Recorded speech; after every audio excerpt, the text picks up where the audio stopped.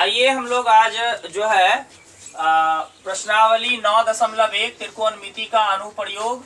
प्रश्नावली 9.1 त्रिकोणमिति का अनुप्रयोग है ये, ठीक है। और सवाल नंबर 2 हम लोग अभी पढ़ रहे हैं, ठीक है। सवाल नंबर 2 जो है वो क्या है, पहले हम आपको पढ़ के सुनाते हैं, उसके बाद इस चित्र को समझाएंगे, ठीक है। आंधी आने से एक पेड़ टूट जाता है। मान लीजिए कि ए बी एक पेड़ थी जिसके जो आंधी आने से मान लीजिए कि पी पर टूट गई।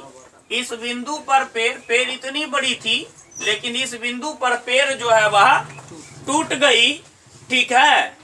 और उसके बाद क्या हुआ है, आंधी आने से एक पेड़ टूट जाता है।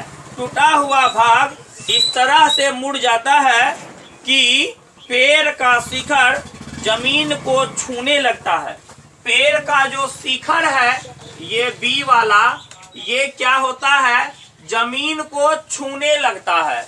ये आपका क्या है, जमीन है, जमीन को छूने लगता है, ठीक है। पेड़ के पाद बिंदु की दूरी, पेड़ का पाद बिंदु आपका ये हो गया, ठीक है। और जहां पेड़ का शिखर जमीन को छूता है 8 मीटर है। पेड़ का शिखर जमीन को यहाँ छूता है, तो पेड़ के पाद बिंदु से इसके बीच की दूरी जो है वह 8 मीटर है।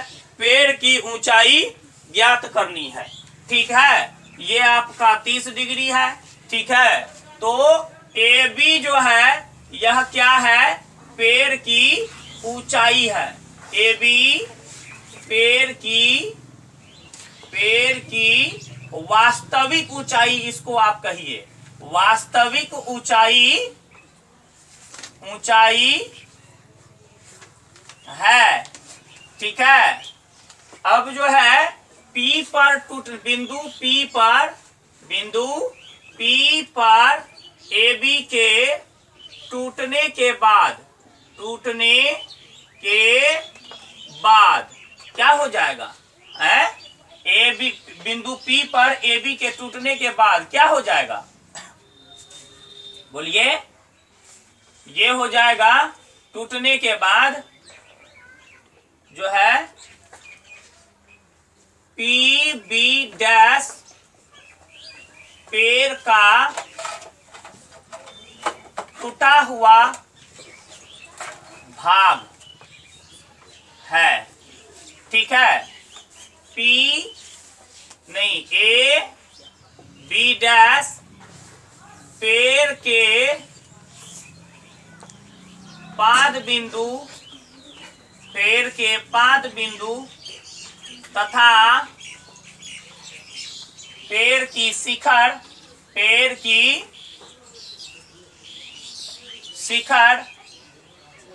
जहां जमीन को छूती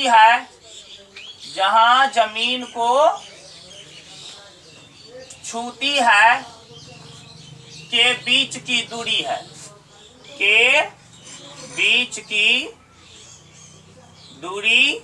है, ठीक है।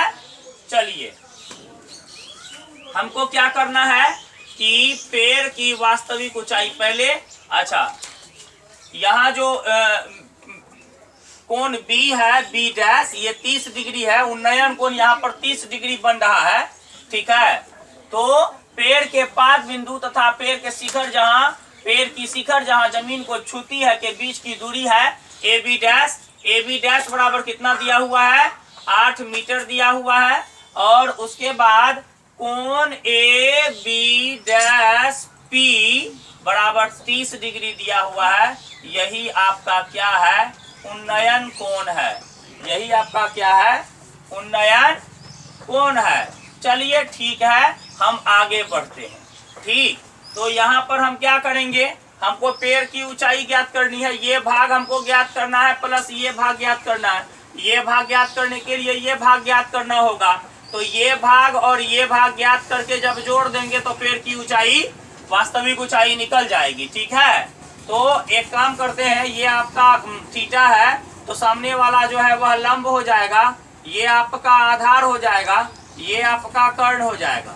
जब हम एक बार tan 30 डिग्री लेंगे, ठीक है, हल, जब हम एक बार tan 30 डिग्री लेंगे तो लंब बटे आधार हो जाएगा, और लंब जो है हमारा कितना हो जाएगा, AP हो जाएगा, आधार हमारा AB डैश हो जाएगा।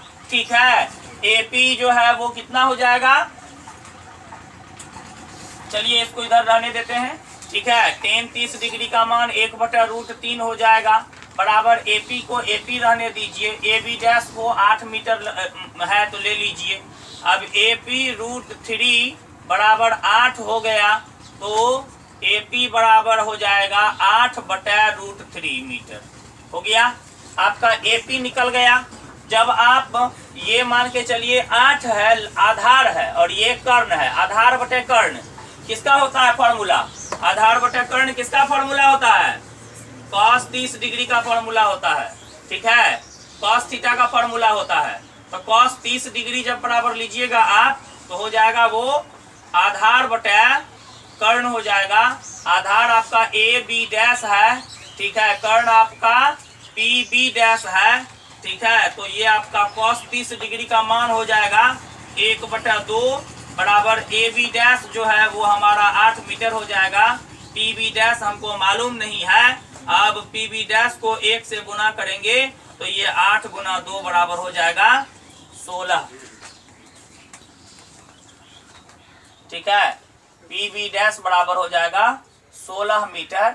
इस तरह से पेड़ की वास्तविक ऊंचाई जब हम ज्ञात करेंगे, पेड़ की वास्तविक ऊंचाई जब हम ज्ञात करेंगे तो हो जाएगा AP जोड़ PB, ठीक है, डैश, तो हो जाएगा पेड़ की वास्तविक ऊंचाई AB, यहाँ पे लिख दीजिए AB बराबर AP जोड़ PB। ठीक है,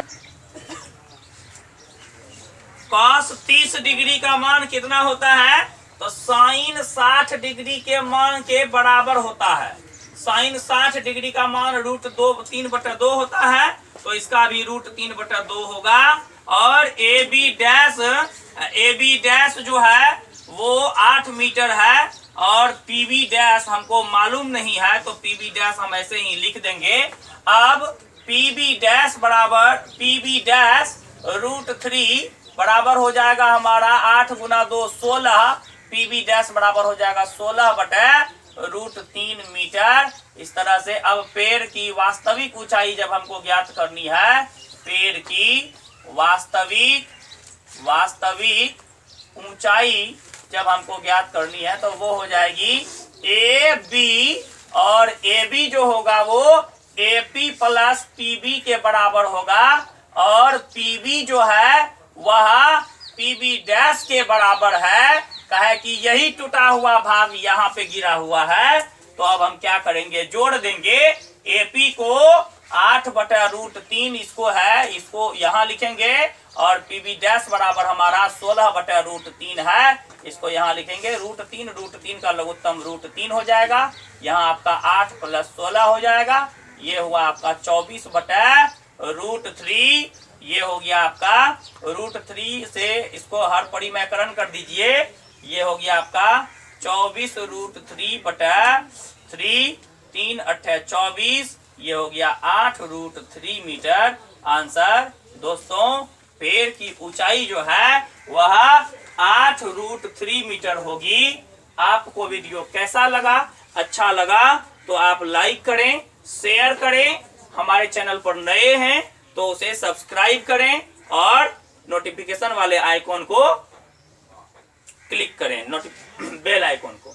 ठीक है, बहुत बहुत धन्यवाद।